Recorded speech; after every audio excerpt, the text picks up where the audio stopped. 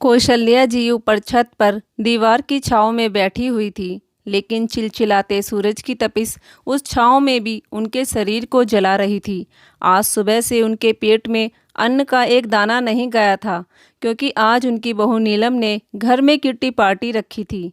उसकी सारी सहेलियां घर आने वाली थी, इसलिए नीलम ने उन्हें सुबह सुबह ही घर की साफ सफाई और अन्य कामों में लगा दिया था। और जब काम खत्म करके कौशल्या जी खाना खाने को बैठी, तो उसी समय नीलम की सहेलियां घर आ गई। नीलम ने कौशल्या जी को बिना खाना खाए ही जल्दी से ऊपर छत पर भेज दिया और कहा कि जब तक मेरी सहेलियां ना चली जाए नीचे उतरकर मत आना। मैं नहीं चाहती कि तुम्हारा यह गंवारपन मेरी सहेलियों के सामने आए, क्योंकि तुम तो ठहरी गांव की रहने वाली। तुम्हें क्या पता बाहर शहर में लोगों के सामने कैसे रहा जाता है। तुम उन लोगों के सामने आओगी तो मेरी इंसल्ट हो जाएगी, इसलिए बेहतर होगा कि तुम नीचे मत आना। खाना मैं तुम्हारा ऊपर ही भिजवा दूंगी। नीलम ने उन्हें नीचे आने के लिए सख्त मना कर दिया था। कौशल्या जी बहुत देर तक ऊपर भूखी प्यासी बैठी रही, लेकिन बहू ने उनके लिए खाना नहीं भेजा। दरअसल उनका बेटा राजीव अभी कुछ महीने पहले ही कौशल्या जी को शहर लेकर आया था। कौशल्या जी भले ही अनपढ़ थी, भले ही उनकी बहू ने गांव की गंवार समझती थी, लेकिन वह पढ़ी लिखी औरतों से कम नहीं थी। वह बहुत समझदार महिला थी। गरीबी में उन्होंने अपनी गृहस्थी को बखूबी चलाया था।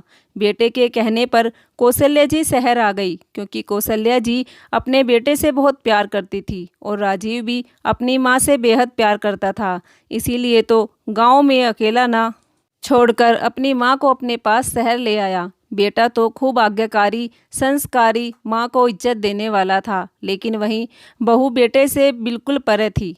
उसे कौशल्या जी बिल्कुल भी पसंद नहीं थी। वह तो यह भी नहीं चाहती थी कि उसकी सास साथ शहर में आकर उनके पास रहे, लेकिन पति के आगे नीलम कुछ भी ना कर पाई। यह बात तो कौशल्या भी अच्छे से जानती थी कि बहू उन्हें पसंद नहीं करती, लेकिन फिर भी अपने बेटे और पोती का साथ पाकर वो खुश थी। कौशल्या जी घर के कामों में बहू का पूरा हाथ बटाती। कौशल्या जी के आने से बहू घर के कामों से निश्चिंत थी। धीरे धीरे वह जो काम करती थी वह भी उसने करने छोड़ दिए। उनकी बहू उनसे एक नौकरानी की तरह काम लेती थी। कौशल्या जी ने कई बार अपने बेटे से गांव जाने के लिए कहा भी, लेकिन जब राजीव गांव जाने का कारण पूछता तो कौशल्या जी चुप रह जाती, क्योंकि उसे पता था अगर बहू के बारे में कुछ भी कहूँगी तो घर में कलेश हो जाएगा। राजीव बेचारा सुबह जाता और शाम को हारा थका आता। अपनी माँ के पास घड़ी दो घड़ी बैठकर बतलाता जरूर था, लेकिन कौशल्या जी उसके सामने बहू का कभी जिक्र नहीं करती थी।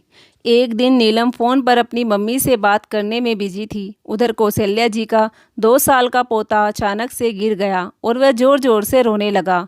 उसकी परवाह न करते हुए नीलम फ़ोन पर ही लगी रही। कौशल्या जी ने भागकर अपने पोते को गोद में उठा लिया। अपने बेटे को सास की गोद में देखकर नेहा के तन बदन में आग लग गई और बेटे को उनकी गोद से छीनते हुए बोली, माँ जी, यह क्या तमीज़ है? इसलिए तो मैं तुम्हें अनपढ़ गंवार बोलती हूँ। बिना हाथ धोए तुम्हारी हिम्मत कैसे हुई मेरे बेटे को छूने की? पता है ना, इन गंदे हाथों से मेरे बेटे को इन्फेक्शन हो सकता है। नीलम ने कौशल्या जी को खूब उल्टा सीधा कहा और बेटे को लेकर अपने कमरे में चली गई। और कौशल्या जी बहू को हैरानी से देखती रह गई। बहू का इस तरह अनपढ़ गंवार कहना कौशल्या जी को अंदर तक खाने लगा। दिन पर दिन बहू का व्यवहार कौशल्या जी के प्रति बहुत ही अपमानजनक होता जा रहा था। एक दिन जब राजीव अपने ऑफिस के लिए जा रहा था, तो कौशल्या जी ने उसे अपनी कुछ दवाई लाने के लिए कहा। ठीक है माँ, मैं शाम को आपकी दवाई ले आऊँगा, राजीव बोलकर ऑफिस के लिए निकल गया। उसके जाते ही बहू नीलम कौशल्या जी की तरफ आंखें निकालते हुए बोली, माँ जी, कम से कम इतना तो देख लिया करो कि सुबह सुबह आदमी काम पर निकले तो इस तरह टोकते नहीं। लेकिन तुम तो ठहरी गंवार, तुम्हें समझाना भी बेकार है। कौशल्या जी बोली, बहू, मैं तुम्हारी सास हूँ। तुम इस तरह बार बार मुझे अनपढ़ गंवार कहकर मेरा अपमान करती हो, मुझे बहुत बुरा लगता है। अनपढ़ गंवार ना कहूँ तो तुम्हें क्या कहूँ? कौन सी मजिस्ट्रेट हो तुम जो मैं तुमसे इज्जत से बात करूं? अरे मैं तो अपनी सहेलियों के सामने तुम्हें आने भी नहीं देती। मुझे बताने में भी बड़ी शर्म लगती है कि तुम मेरी सास हो। ये जो तुम्हारा गांव का गंवारपन है ना, यह मेरी बड़ी इंसल्ट करवाता है। बहू की बातें कौशल्या जी को तीर की तरह चुभ रही थी। वह कुछ भी नहीं बोली, चुपचाप अपने कमरे में आकर बैठ गई। अब घर में रहकर बहू की बातें सुनकर उनका दम घुटने लगा था। घर के सामने एक पार्क बना हुआ था। बहुत बार उनका मन करता था कि पार्क में चली जाऊं, कुछ समय अपना वहाँ बिताकर आऊं, लेकिन घर के काम से बहू फुर्सत ही नहीं पाने देती थी। एक दिन बहू किसी काम से बाजार गई हुई थी तो कौशल्या जी थोड़ी देर पार्क में बैठने चली गई। बार बार बहू की बातें उनके दिमाग में घूमती रहती थी। बाहर पार्क में बैठने को उनका बहुत मन करता था, लेकिन बहू इसमें भी राजी नहीं थी। शाम को जब राजीव ऑफिस से घर आया तो कौशल्या जी ने हिम्मत करके बेटे से ही पार्क में जाने के लिए पूछ लिया। माँ, इसमें पूछने वाली क्या बात है? मैं आपको यहाँ किसी बंदिश में लेकर नहीं आया हूँ। अगर आपका घूमने को मन करता है तो आप जा सकती हैं। घर में आप अपने हिसाब से रह सकती हैं। नीलम चुपचाप खड़ी सब कुछ सुन रही थी। राजीव की बात को नीलम भी नहीं काट पाई। अब कौशल्या जी रोज पार्क में जाने लगी। वहीं पार्क में उनके ही पड़ोस की पारुल उन्हें अक्सर मिलती थी। दोनों एक दूसरे से अच्छी तरह घुल मिल गई थी। एक दिन पारुल बहुत परेशान थी। कौशल्या जी ने पूछा तो उसने बताया कि 1 महीने पहले उसकी सास की मृत्यु हो गई थी। उसके बच्चे अभी छोटे थे, आसपास कोई डे केयर भी नहीं था, इसलिए उन्हें कहीं छोड़ने का हिसाब नहीं बन पा रहा था, जिस कारण वह 1 महीने से नौकरी पर नहीं जा पा रही। कौशल्या जी बोली, बेटा, अगर तुम्हें ऐतराज़ ना हो तो तुम्हारे बच्चों को मैं संभाल सकती हूँ। मैं सामने वाली बिल्डिंग में रहती हूँ। बच्चों को संभालने की बात सुनकर पारुल के चेहरे पर भी संतुष्टि सी छा गई, क्योंकि उसकी नौकरी उसके लिए बहुत महत्वपूर्ण थी। क्योंकि उसके घर की आर्थिक स्थिति ठीक नहीं थी, इसलिए उसे जॉब करना बहुत ज़रूरी था। कौशल्या जी भी अपने जीवन को एक नई दिशा देना चाहती थी। वह कुछ करके दिखाना चाहती थी। पारुल ने अपनी जॉब पर जाना शुरू कर दिया। कौशल्या जी एक दिन बच्चों को घर ले आई तो बहू कमर पर हाथ रखते हुए बोली, यह किस किस के बच्चों को यहाँ उठाकर ले आई हो तुम? यह बहू पड़ोस में रहने वाली पारुल के बच्चे हैं। उसे नौकरी पर जाना पड़ता है। उसके घर की हालत भी कुछ ठीक नहीं है। बच्चों को लेकर वह बहुत परेशान थी, इसलिए मैंने ही बोल दिया कि बच्चों को मैं संभाल लूँगी। इतना सुनते ही नीलम कौशल्या जी पर भड़क उठी। पहली बात तो तुम्हारी हिम्मत कैसे हुई मुझसे बिना पूछे इन बच्चों को यहाँ लाने की? और दूसरी बात, यह गांव नहीं है, शहर है, शहर। यह सब थिएटर अपने गांव में दिखाना, यहाँ नहीं, समझी तुम? चुपचाप इन्हें वहीं छोड़कर आओ जहाँ से लेकर आई हो। गांव की गंवार किसी को भी उठा लाती है। आज कौशल्या जी की आंखों में आंसू आ गए। अब उन्होंने सोच लिया कि अब यह अनपढ़ गंवार सास अपनी बहू को कुछ करके दिखाएगी। इंसान के हौसले बुलंद होने चाहिए।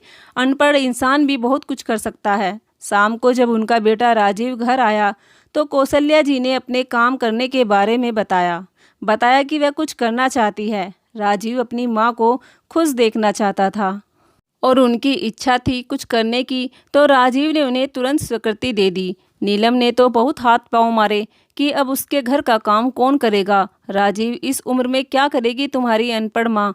नीलम, तमीज़ से बात करो। राजीव ने अपनी पत्नी का मुंह बंद कर दिया। जो माँ की इच्छा है वह उन्हें करने दो। जब उन्हें करने में कोई दिक्कत नहीं है तो तुम क्यों परेशान हो रही हो? और आज तो तुमने यह अनपढ़ शब्द मेरे माँ के बारे में बोल दिया है। आगे से फिर कभी तुम्हारे मुंह से अपनी माँ के लिए यह शब्द सुना तो अच्छा नहीं रहेगा। यह बोलकर राजीव अपने कमरे में चला गया। अगले दिन राजीव ने एक कमरा नीचे किराए पर ले लिया। यह सब होते देख नीलम के तन बदन में आग लग रही थी, पर पति के आगे उसकी एक भी नहीं चलती थी। अब कौशल्या जी को बहू की कोई रोक टोक भी नहीं थी, क्योंकि उनके बेटे ने उन्हें इजाज़त दे दी थी। कौशल्या जी ने अगले दिन से ही पारुल के बच्चों को संभालना शुरू कर दिया। पारुल सुबह को बच्चों को कौशल्या जी के पास उसी कमरे में छोड़ जाती जो कमरा राजीव ने किराए पर लिया था, और शाम को जब पारुल ऑफिस से आती तो अपने बच्चों को अपने साथ घर ले जाती। पारुल के दोनों बच्चे कौशल्या जी के साथ पूरा दिन बहुत खुश रहते। उस सोसाइटी में बहुत सी महिलाएं ऐसी थी जो बाहर नौकरी करना चाहती थी, लेकिन अपने छोटे बच्चों को अकेला छोड़ने की वजह से वह बाहर नौकरी नहीं कर पाती थी। आसपास कोई डे केयर भी नहीं था कि अपने बच्चों को वहां छोड़ दे। लेकिन अब पारुल को देखकर सोसाइटी के अन्य माता पिता भी अपने बच्चों की जिम्मेदारी कौशल्या जी को देना चाहते थे, ताकि वह भी घर से बाहर जाकर नौकरी कर सके। इस तरह 10 से 12 बच्चे और आने लग गए। कौशल्या जी ने अपनी सहायता के लिए 2 नैनी भी रख ली, जो भाग दौड़ का काम संभाल लेती थी, साफ सफाई भी कर देती थी और बच्चों का खाना भी गर्म करके देती थी। कौशल्या जी के इस काम से बहू को तो पूरी पूरी जलन हो रही थी। कभी कभार नीलम कौशल्या जी के कमरे पर पहुंच जाती थी। वहां जाकर उनकी खूब खिल्ली उड़ाती थी। माँ जी, इस काम के लिए इतने हाथ पांव मार रही थी आप, और वैसे भी सही चुना है आपने अपने लिए यह काम, क्योंकि आप इसी काम के लायक हो, दूसरों के बच्चों की पोटी साफ करने के लिए। और एक अनपढ़ गंवार इसके अलावा कर भी क्या सकती है। कुछ देर बाद नीलम वहां से चली गई। कौशल्या जी ने बहू की बातों पर कोई ध्यान नहीं दिया। वह अब सिर्फ अपने काम पर ध्यान देना चाहती थी। 3 से 4 महीना में ही देखते देखते उनका काम बढ़ने लगा, जिससे वे घर बैठे बैठे कुछ पैसे भी कमा लेती थी। एक दिन उनके पास काम करने वाली नैनी ने बताया कि सामने ही पड़ोस में एक घर में रहने वाली उनकी उम्र की औरत अपने बेटे बहू से बहुत दुखी है। उनकी बहू उन्हें बहुत परेशान करती है, यहाँ तक कि कभी कभी तो उन पर हाथ भी उठा देती है। कौशल्या जी ने उस नैनी से कहकर उस औरत को अपने पास बुलवाया। वह औरत सुधा करीब 50 वर्ष की थी। वह एक कामकाजी महिला थी। कुछ समय पहले कपड़े सिलने का काम करती थी। उस महिला की सारी आप बीती सुनकर कौशल्या जी बोली, सुधा जी, यदि आप चाहे तो यहाँ आकर अपना काम शुरू कर सकती हैं। उस औरत के हाँ कहने पर कौशल्या जी ने अपने पैसों से एक सिलाई मशीन खरीदी, जिस पर उन्होंने गरीब लड़कियों को कपड़े सिलने का काम सिखाना शुरू किया। इसकी फीस भी उन्होंने बहुत कम रखी थी। ऐसी कई सारी लड़कियां कौशल्या जी के पास आने लगी, जो सिलाई सीखना चाहती थी, अपने पैरों पर खड़ा होना चाहती थी। अब तो उन्हें वह जगह भी कम पड़ने लगी और उन्होंने बराबर में ही एक कमरा किराए पर और ले लिया।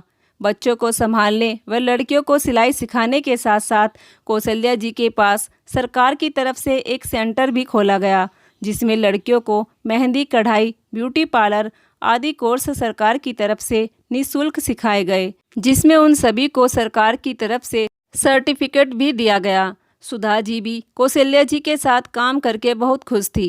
कौशल्या जी के इस कार्य को देखते हुए सोसाइटी के लोग कौशल्या जी की खूब तारीफ करते कि एक गांव की महिला होकर इस उम्र में जो कार्य कौशल्या जी कर रही है, वह उनके लिए बहुत बड़ी बात है। अब तो पूरी सोसाइटी में कौशल्या जी के चर्चे हो रहे थे। एक दिन देखने के लिए नीलम भी वहां पहुंच गई। दोनों कमरे चकाचक भरे हुए थे। कोई सिलाई सीख रहा था, तो कोई कढ़ाई सीख रहा था, तो कोई बच्चों को संभाल रहा था, और कौशल्या जी वहीं कुर्सी पर बैठी थी। सारा कार्य उनकी देखरेख में हो रहा था। यह देखकर नीलम की आंखें फटी की फटी रह गई। जिस सास को मैं अनपढ़ गंवार बोल रही थी, आज उसी सास के पास सीखने वालों की भीड़ लगी है। वहाँ उसकी 2 सहेलियाँ भी उसे मिल गई। नीलम बोली, अरे तुम लोग यहाँ क्या कर रही हो? अरे यार, तुझे तो पता है मैं जॉब करने लगी हूँ, इसलिए अपने बच्चों को यहाँ छोड़ कर जाती हूँ। यह बुजुर्ग महिला बहुत अच्छे से ध्यान रखती है मेरे बच्चों का।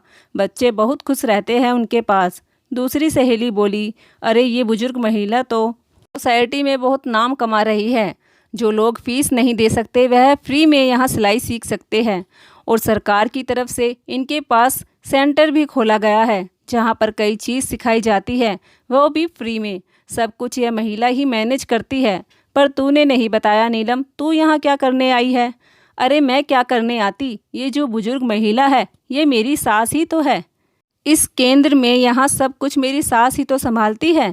पीछे खड़ी कौशल्या जी, जो बहू की सारी बातें सुन चुकी थी, जब पलटकर नीलम की नज़र अपनी सास पर पड़ी तो सास को देखकर नीलम शर्म से पानी पानी हो गई। कल तक जो बहू अपनी सास को अनपढ़ गंवार कहती थी, बार बार इस शब्द को बोलकर उसका अपमान करती थी, उसको अपनी सहेलियों के सामने तक नहीं आने देती थी, आज वही बहू सहेलियों के सामने अपनी गंवार सास की तारीफ कर रही थी। कुछ देर बाद नीलम की सहेलियाँ वहाँ से चली गई। कौशल्या जी ने अपनी आंखों से चश्मा हटाया और बहू से बोली, बहू, मुझे अपने कानों पर यकीन नहीं हो रहा कि तू आज अपनी सहेलियों को मेरा परिचय दे रही है। तुझे तो मुझे अपनी सास कहने में भी बहुत शर्म आती थी। अपने नाम के साथ मेरा नाम जोड़ने से भी तुझे बहुत शर्मिंदगी महसूस होती थी, लेकिन आज तो उल्टी ही गंगा बह रही है। क्या आज मुझ गवार को अपनी सास बताने में तुझे शर्म नहीं आ रही? बहू गांव में रहना या अनपढ़ होना इसका मतलब यह नहीं कि वह इंसान पागल है या फिर उसमें साहस नहीं है कि वह कुछ कर सके। क्या पढ़ा लिखा इंसान ही प्रसिद्धि हासिल कर सकता है? हौसले बुलंद हो तो इंसान क्या कुछ नहीं कर सकता। देखने को तो ऐसे भी बहुत लोग मिलेंगे जो पढ़ लिख कर बड़ी बड़ी डिग्रियां हासिल करके भी हाथ पर हाथ धरे घर बैठे रहते हैं। अगर कोई इंसान अनपढ़ है तो इसमें शर्म कैसी? क्वालिटी तो भगवान सभी में देता है, चाहे वह अनपढ़ हो या पढ़ा लिखा। नीलम चुपचाप खड़ी खड़ी अपनी सास की बातों को सुनती जा रही थी। आज उसके पास बोलने के लिए एक शब्द भी नहीं था, क्योंकि आज कौशल्या जी ने गांव की अनपढ़ बुजुर्ग महिला होकर शहर में अपना नाम उज्जवल कर दिया और दिखा दिया अपनी बहू को कि वह अनपढ़ जरूर है लेकिन कमज़ोर नहीं। क्योंकि एक गांव की बुजुर्ग महिला होकर बिना पढ़े लिखे इतना सब करना भी बहुत बड़ी बात है। दोस्तों, अगर आपको ये कहानी पसंद आई हो तो प्लीज़ कमेंट करके ज़रूर बताइए और साथ ही हमारे चैनल को भी सब्सक्राइब कर लीजिए। धन्यवाद।